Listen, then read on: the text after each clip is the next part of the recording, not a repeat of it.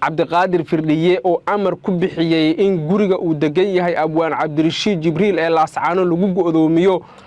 12 gaadiidka dagaalka ah oo hubaysan ayaa goordhow gaaray guriga abwaan cabdirashiid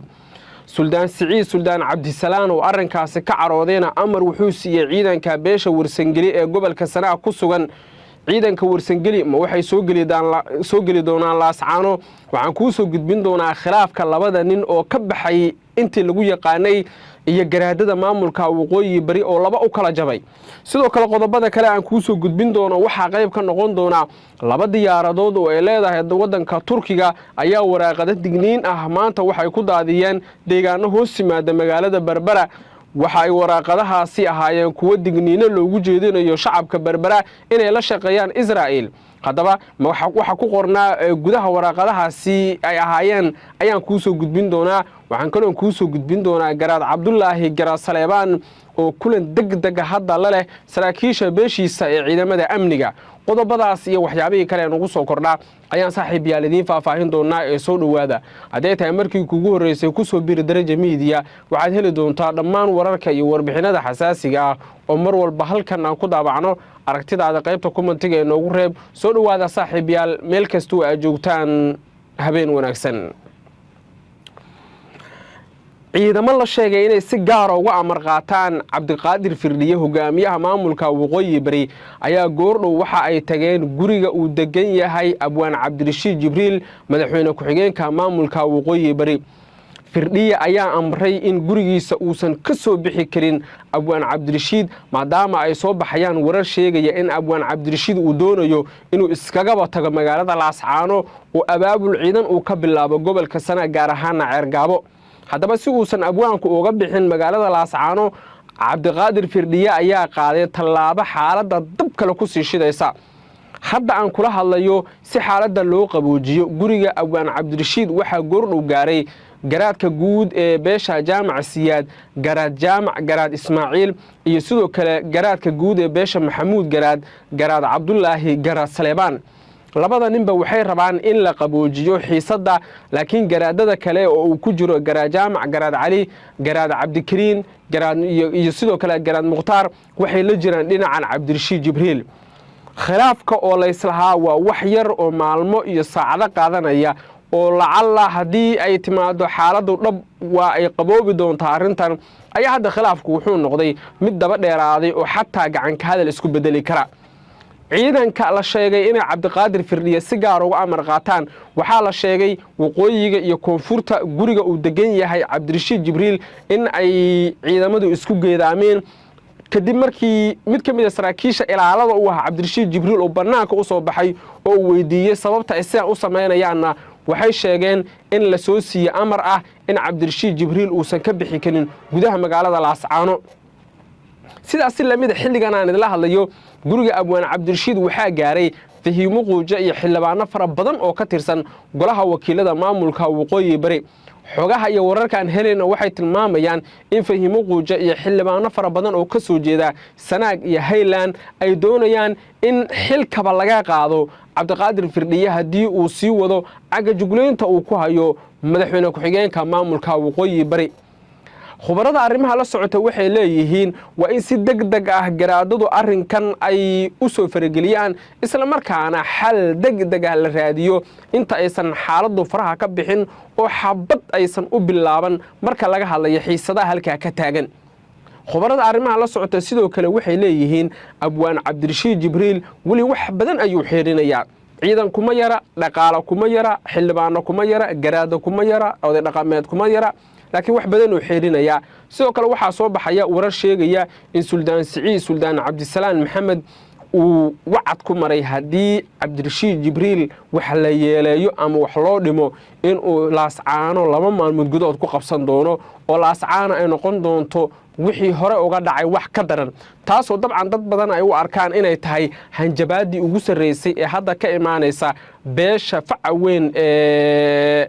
warsangeli kuwaasoo iyagu hadda leh sinaba u yeeli mayno una aqbali mayno qaabka iyo hadda siduu u dhaqmayo ninka la yiraahdo cabdiqaadir firdhiye cabdiqaadir firdhiye waxaad moodaa in uu taageero ka helayo xildhibaano ka tirsan golaha wakiilada waqooyi bari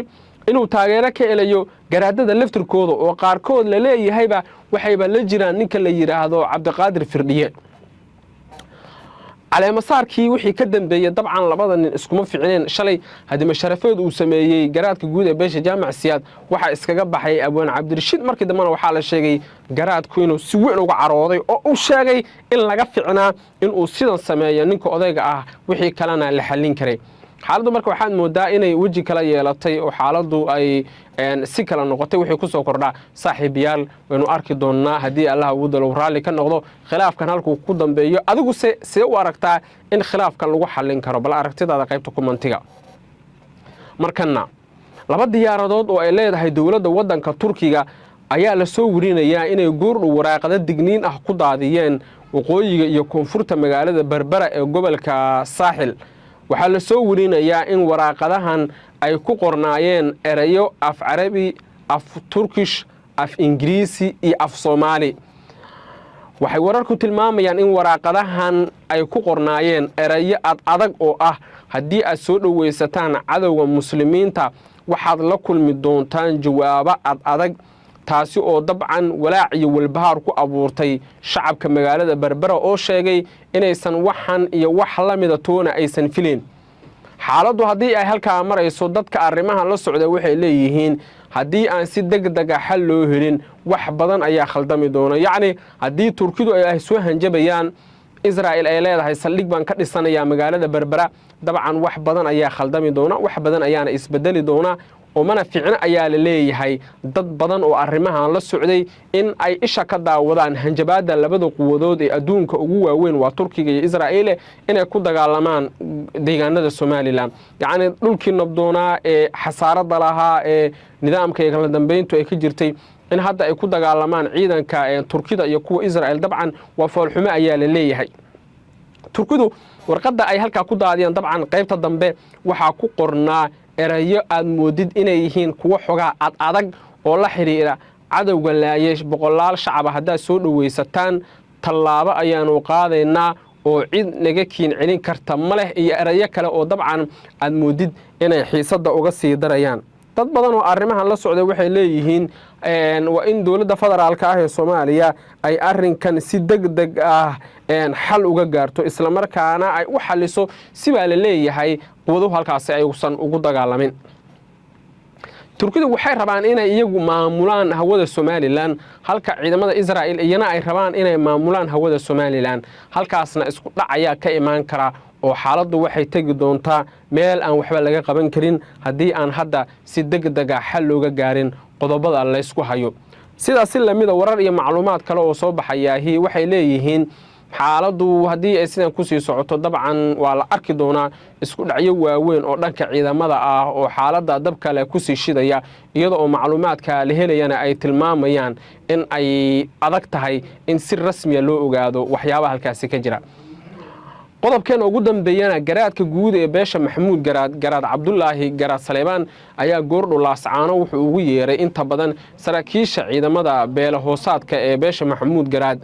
puntland ayaa si gaara aad moodaa inay u beegsanayso beesha maxamuud garaad oo ay aaminsan yihiin inay tahay mid ka mida beelaha ugu awooda badan ee beelaha dhulbahante maxamuud garaad hub fara badan ayay haystaan oo agtooda lama soo istaagi karo laakiin hadda siday wax u socdaan bilow ilaa dhammaad waxaad arkaysaa inay xaajadu faraha ka sii baxayso oo la tegi doono isku dhacyo labada ciidan ah waa ciidanka BMBF ee puntland iyo sidoo kale ciidamada kale ee beesha maxamuud garaad